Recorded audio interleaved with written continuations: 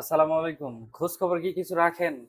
আমরা দিচ্ছি বাতিক এয়ারে কুয়ালালামপুর থেকে ঢাকা ১ জুলাই ওডি ১৬২ রাত ১০টা ২০ এবং ৩ জুলাই ওডি ১৬২ রাত ১০টা ২০ এবং ৪ জুলাই ওডি ১৬৬ এখানে ৬২ নাই ৬৬ ওডি ১৬৬ গ্রুপ টিকিট ৩৫ কেজি ৬০ কেজি।